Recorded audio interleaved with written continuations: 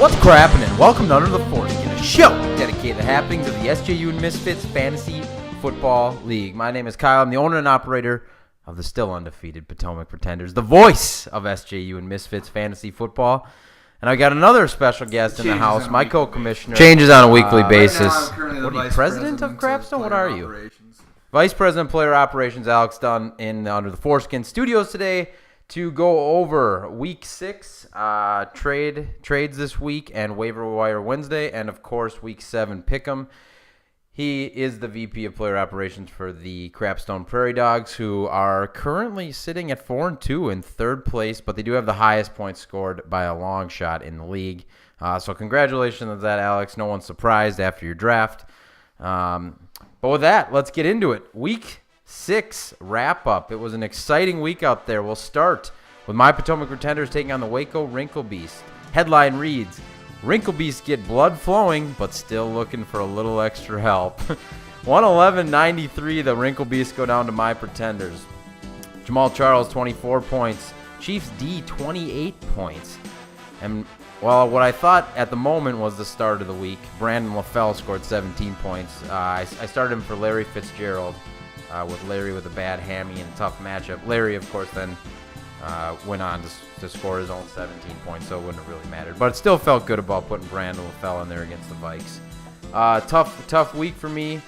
Torrey Smith, 1 point, had a big expectations for him. And Dougie Martin, he's on the Pretenders now. We'll get more into that later. He scored 8.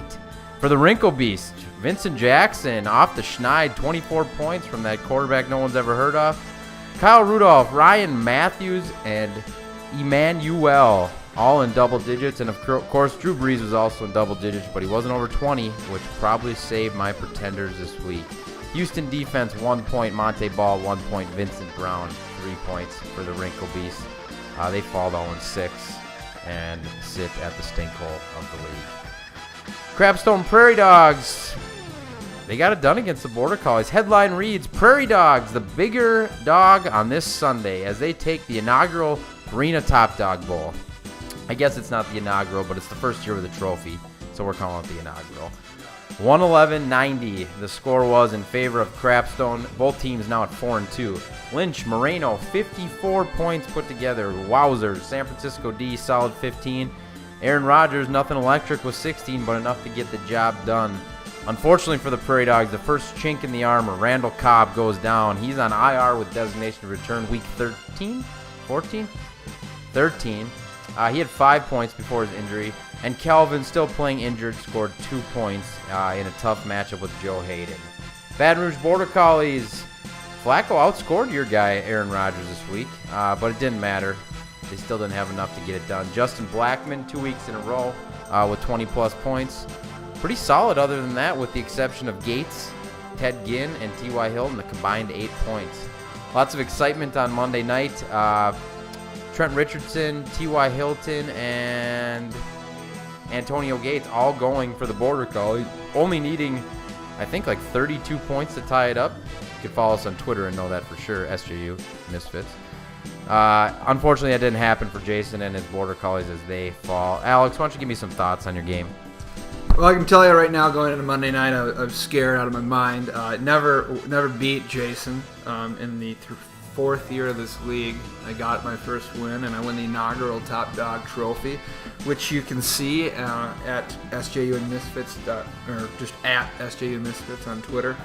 I was pretty scared because he had 3 players going left, all of which could have got the 10-point projection, but I kind of walked out there. And going into Sunday, the noon games, I did not have a pretty good start there. I shut it off and couldn't watch TV anymore. I was pretty disappointed. But Moreno and Lynch saved my ass, and I'm pretty pumped about that.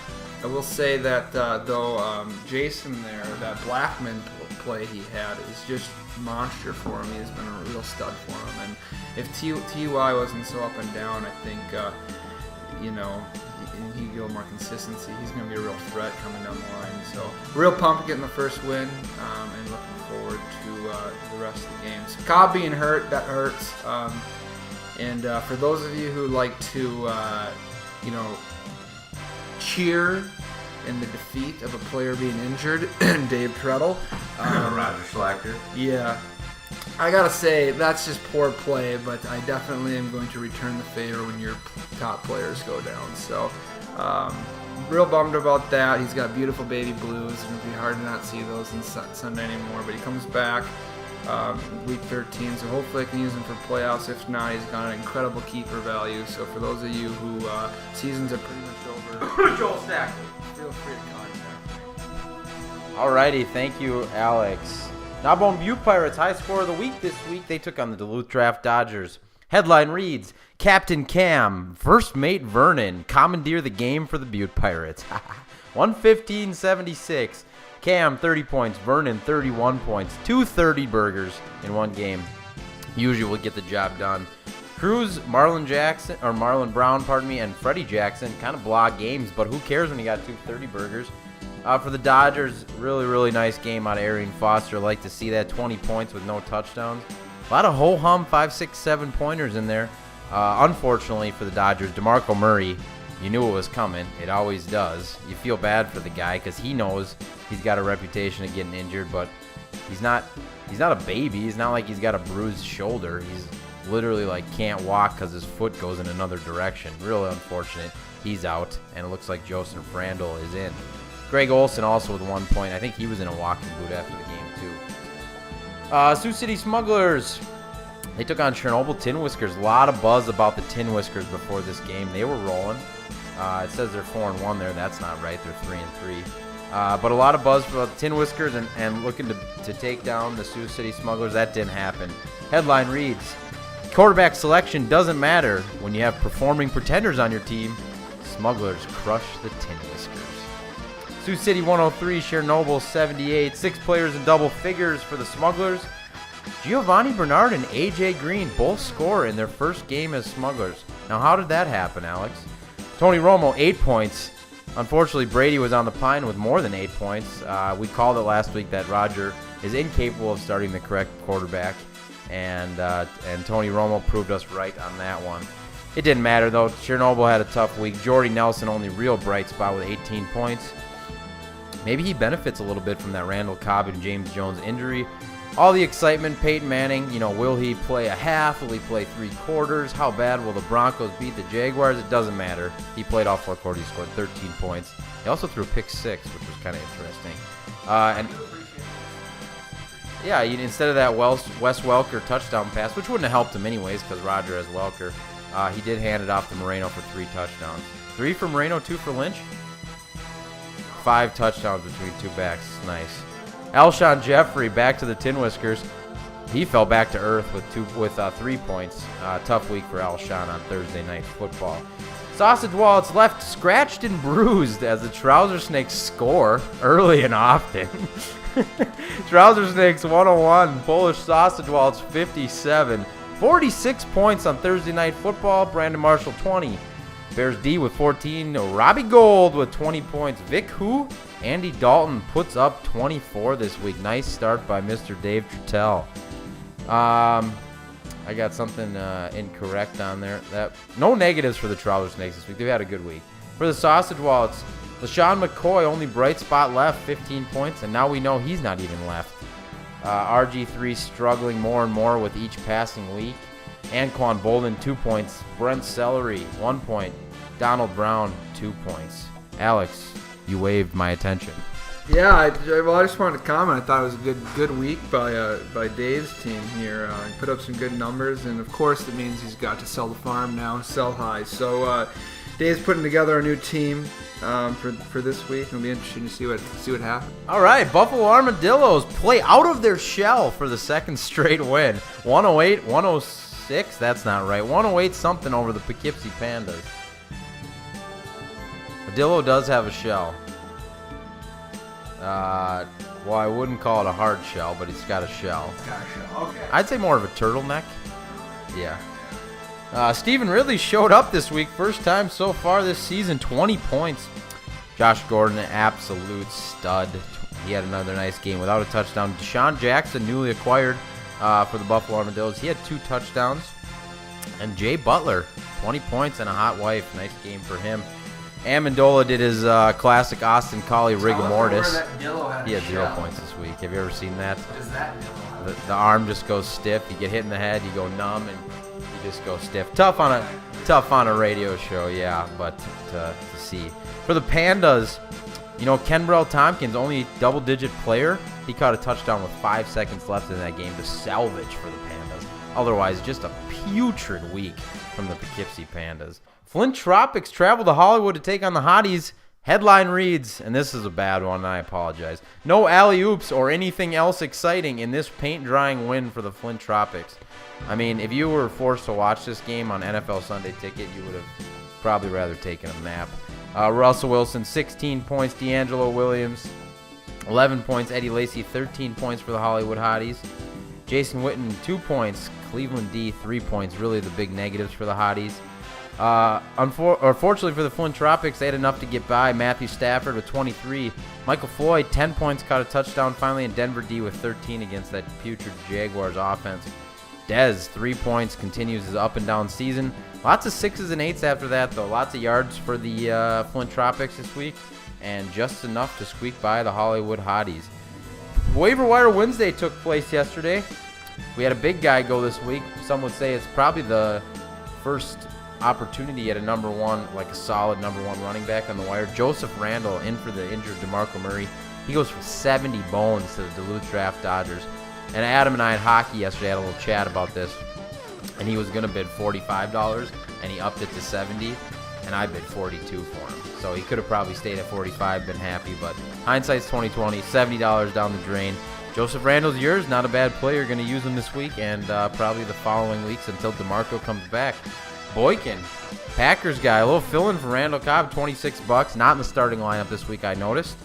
I think I had a bid in there for 22 or 23. Yep. Jordan Reed, $12 to the Sausage Wallets. Michael Cox, $12 to the Sausage Wallets. We know how much the Sausage Wallets love Cox. And onwards and upwards to trades this week. We had a busy week.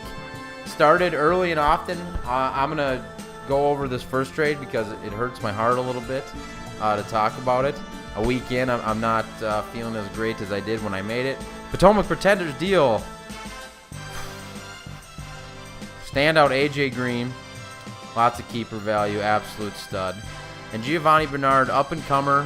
Although he can put up 4 points as fast as he can put up 18. It still hurts not to have those tiger stripes on my team. Those two went to the Sioux City Smugglers. I don't want to call him my arch rival, but I just really don't like Roger in fantasy football. For Doug Martin, who's obviously had a bad season. I'll say this about the trade. To be honest, I really was excited about having a 1-2 punch. Jamal Charles, Doug Martin, 2 top 10 running backs, looking so stellar. But the fact of the matter is, this year's a little different than last year. Last year, there were lots and lots of number one running backs who were excelling. This year, not the case. Lots and lots of wide receivers who are playing well. And all of a sudden, I'm left on a team with one absolute all-star in Jamal Charles and one underperforming Doug Martin. I don't have 3 good wide receivers anymore. And all of a sudden, I'm scrambling, and I had to play the Brandon LaFell experiment last week, which I don't enjoy doing. If I could turn back the clock and go back in time, I'd probably keep Mr. Green and Mr. Bernard on my squad. Unfortunately, those days are over. Onwards and upwards with Dougie Martin. He's getting lots of touches. I like that about him. I will say this week he had a 24-yard rush down to the half-inch line, and instead of just giving him the ball again, they felt the need to throw a fade to Vincent Jackson, who, of course, was playing against. So hopefully Dougie will get those carries in the near future. Alex, do you want to chime in, or did I cover it pretty well? I'll chime in. Okay. I love chiming in on your trades. I will say I know what you're doing here. It's nice to consolidate down to one, top 10 back here, and Doug Martin definitely has the potential, and he hasn't done it yet, but he'll definitely get there. I know you were shopping around that combo, and if you want to get a stud, you gotta pay for it. You got to pay for it, and I know you shopped that around to the door of Crapstone and a couple other places too. And I was tempted it, but I didn't want to give you the opportunity to be good for multiple years, so I couldn't give you a $20 keeper in Lynch. But it's early; it could still pan out. Gio Bernard is up and down, and AJ Green He's got the potential to be good every week, but underperformed a little this year. He has so far. He has, as long as when you had him, he did for sure. But he's a pretender. Well, what can you say? But in the long run, I think this probably works out good for both sides. So we'll see. We'll see what happens. Only time will tell. Absolutely. Well, the Flint Tropics, they dealt the injured Roddy White, who's been nothing but a headache for the Tropics this year, to the Baton Rouge Border Collies for Terrence Williams. Upstart wide receiver. Some say he's the next Miles Austin. Others say he's the next Kevin Ogletree. Maybe he's somewhere right in between those two. We'll never know. I guess for that, I like it. Flint needed some help right away. Baton Rouge got a lot of receiver depth, so they can kind of park it on Roddy and wait for that hammy/ankle to get better. Could be a nice trade for the Border Collies down the road, and hopefully it gets Flint the wins they need right now, and they can make a run to the playoffs, and then we'll see what happens in the playoffs. I think it's great for Jason and Dinger as well. Jason's got some pretty good depth right now at the wide receiver position that he can usually use to grow in other areas, but through acquisition and trades or other means. But Neal needed the wide receiver now, and Terrence Williams has been performing. So I think it was a good trade both ways. We won't spend too much time on this one. The Hollywood Hotties dealt Mike Wallace to the Tallahassee Trouser Snakes for Marcus Colston and Chicago defense. Alex wants to break it down a little bit, so I'll let him do so. I don't get it. Really? You acquire a $13 defense and then you trade him away for Mike Wallace? Colston's on bye this week. I think Dave's got to look a little more long term. I know I'm kind of ragging on Dave here. I love the guy. I just, I want to see him do well. He's second in points right now, and his record isn't showing it. But I think you just kind of, treat it like Novocaine. Just give it time, and it'll do its thing. So, I like the trade for the Hotties. They're getting a pretty comparable receiver to Wallace, and they're picking up a pretty solid defense that I would say probably underperformed so far this year, but has potential to be good. Right there with you. I like it better for the Hotties, too, which pretty much any trade the Hotties makes, they're going to like better for the Hotties because they don't really ever take a trade that they have to gamble on. Trouser Snakes back on the trading block the very next moment or day. I can't even remember. Ray Rice, big acquisition or big send-off here, I guess it would be. Ray Rice, Bernard Pierce, and Brandon Marshall. 1 week on the Trouser Snakes, puts up, plays as well as he can for his new owner, and he's off to the Poland Sausage Wallets for Shady McCoy and Julian Edelman. Dave snags the running back that he always wanted, and for the Sausage Wallets, pick up some nice needed depth with Julio Jones, going out.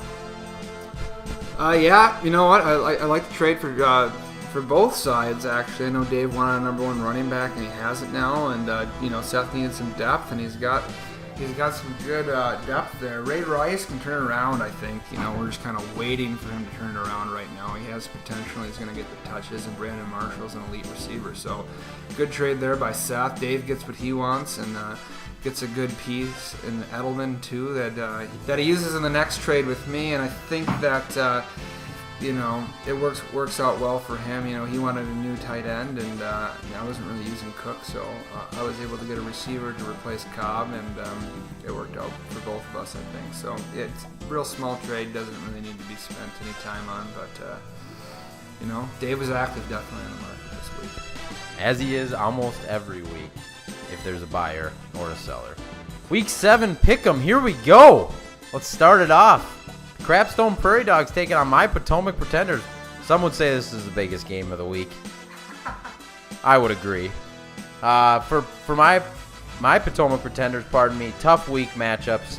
No buys for me, but I got just kind of some gritty, ugly matchups, which, to be honest, I've seen so much green on that stat chart from Yahoo lately that, and watch players not perform, that I'm okay with this. I'm okay with my lineup, playing the Brandon LaFell lottery again. He came up big last week, got another bad defense this week. He's in there. Heath Miller, we'll see. He hasn't got a touchdown yet. He's due. Dougie Martin's due. I got a lot of due players. You better be careful, Alex. To be honest, I hate my team this week. I think Alex is going to mop the floor with me. He's got AP going nuts. I do think Lynch, Rogers, Kelvin, all subpar this week. I think there's some tough matchups there. Arizona D is a tough run D. But when it all comes down to it, no Sean Moreno. I would have loved to see you trade him this week because I know he's going to win you the game this week. Indy's going to be back on their heels, making sure Peyton doesn't beat him, and Moreno's going to run for $120 and 2, and that's going to be that. I'm going Crapstone in this one. Alex, your thoughts? Well, it's the first time you've picked against your own team, which is shocking to the entire following of this program here. You know what? I have an unsettled stomach. Your Kansas City players have just continued to outshine what everyone's thought they're going to do. I think they're all going to be good this season, but Andy Reid's working his magic. So, you can't count it out. I think it's going to be a close one down to the wire. And definitely with my team this year, it does look scary going up against, but not 1 week. I don't think I've had everyone really firing all cylinders. I think 1 week I had One week I had everyone firing all cylinders, but that's really it. So I've really needed one player to kind of save, one or two players to save my ass each time this year. So, my matchups are pretty good. The Adrian one's good, definitely, and so is Moreno. But at the same time, I'm worried Peyton's going to want to throw all over the Colts and get back at him. So I'm not sure if Moreno will get the touches either. So you know what? I think I'm going to go ahead and pick your team. Wow! Yeah. I'm going to pick the Pretenders because I just have an uneasy stomach, and I don't like picking my team. I have an uneasy stomach. So, we're both going to be happy at the end of the week. We're either going to get our picks right or we're going to win. So That's absolutely true. Wow, that's a big surprise. Duluth Draft Dodgers, 2-4, take on the Baton Rouge Border Collies at 4-2. For the Dodgers, Foster, Woodhead, Joseph Randall, his own version of a three-headed monster this week. I like the Dodgers team. I think they're pretty solid top to bottom. For the Border Collies, Matty Ice without Julio, that's a big question mark for me. Trent Richardson continues to be a big question mark for me. And T.Y. Hilton, which T.Y. are you going to get? Are you going to get 120 and 2, or are you going to get 30 and nothing? Decker goes, this is my call on this one. Decker goes nuts on Sunday Night Football. He not only outscores T-Rich, he outscores T-Rich and T.Y. Hilton, and the Dodgers squeak by in a thriller. Wow, that's a good pick. Adam's team I think I like what he's put together here. He's made some pretty good moves, put his team together. I think he got kind of lucky there in the move that he made with Matty Ice, moving him over. It's given him a little more security because there is that kind of question mark now without Julio Jones there and Roddy not playing. But what Matty does have is Tony Gonzalez, and Gonzo he's a monster in the red zone especially. So I think Matty will still put up numbers. It'll be close down to the wire because these are both good teams. But I think, you know what, I got to go with the Baton Rouge Border Collies. Going Border Collies. I really like what they put together there. Blackman's been huge. If he goes this week too and he puts up another double-digit point win or game, I think it's gonna result in a win for the Border Collies. All right, Chernobyl Tin Whiskers at 3-3. They travel to Gnawbone to take on the 5-1 surprise Butte Pirates. For the Tin Whiskers, running backs, tough matchups, and they're not very good. Jordy is going to be covered by Joe Hayden. We saw what he did to Calvin Johnson last week. He's going to need 40-plus out of Peyton to make this game competitive because for the Butte Pirates, they're locked and loaded. Cordarrelle Patterson might be the only soft spot in the lineup. Look out, Chernobyl. It's going to be ugly this week.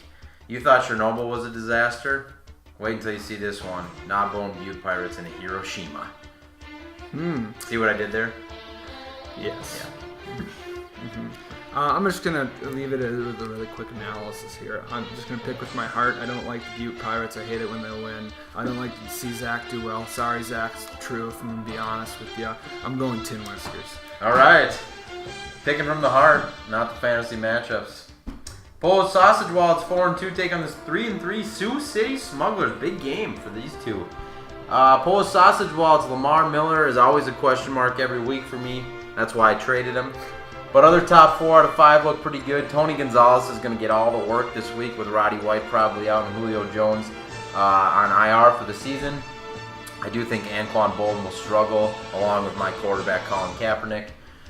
For the Smugglers, he's going with Romo this week. I think it's the right play. They play the Eagles and Tom Brady and the Jets. Has the Jets, Darrelle Revis and the Jets. Pretenders look great in his lineup, though, I'm going to be honest. Giovanni Bernard, A.J. Green, 2 studs. We'll see if they can hold up like they did last week. Gosh, Brandon Marshall's real nice in there. This was a real tough pick for me, but I'm saying Sioux City Smugglers. I'm saying they win comfortably.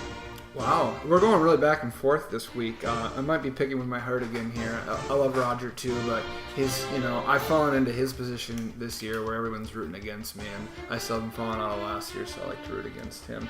But no, actually, that's really not the case. I just think the Sausage Wallets are going to be rewarded for the moves they made this week. They got some really nice matchups. I think Knicks is actually going to come together this week with playing against Minnesota and their putrid defense that I get to watch on a weekly basis. And some of their other matchups are good as well. So I think the Sausage Wallets can get the much-needed win they need after dropping the last two. Alrighty, Hollywood Hotties at 2-4 take on the Waco Wrinkle Beast, the 0-6 Waco Wrinkle Beast. Hollywood Hotties every week they're pretty solid top to bottom. I mean, here's the projections: 15, 10, 11, 10, 10, 10, 8, 9, 9. That adds up to 92. That's kind of what it looks like every time I look at the Hollywood Hotties. Pardon me.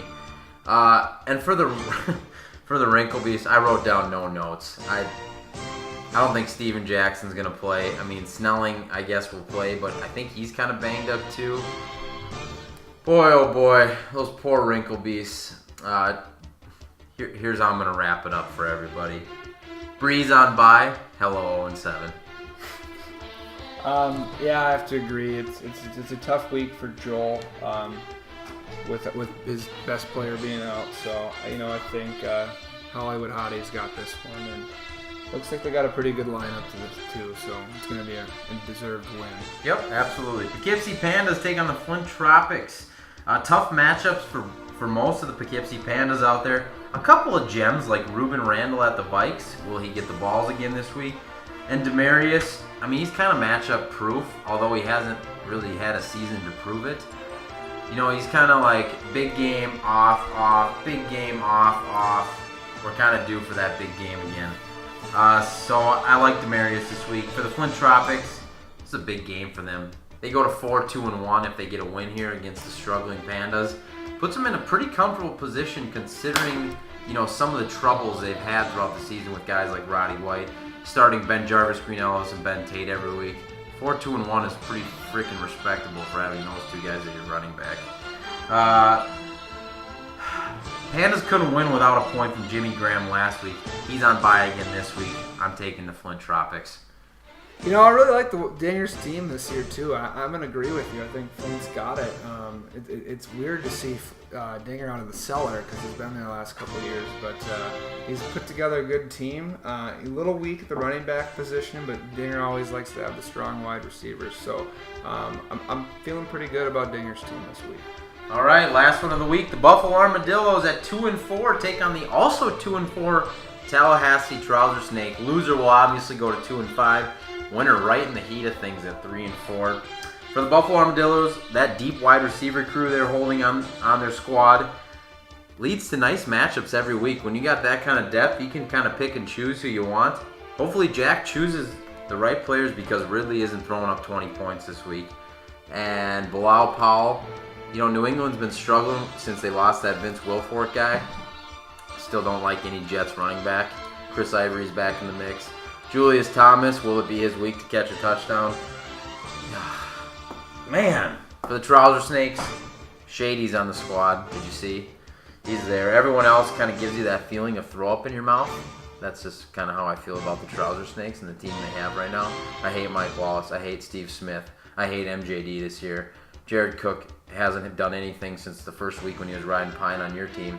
Brandon Jacobs might be a one-hit wonder like we've never seen. Miami defense plays Buffalo. That might be the bright shining star for the Trouser Snakes this week.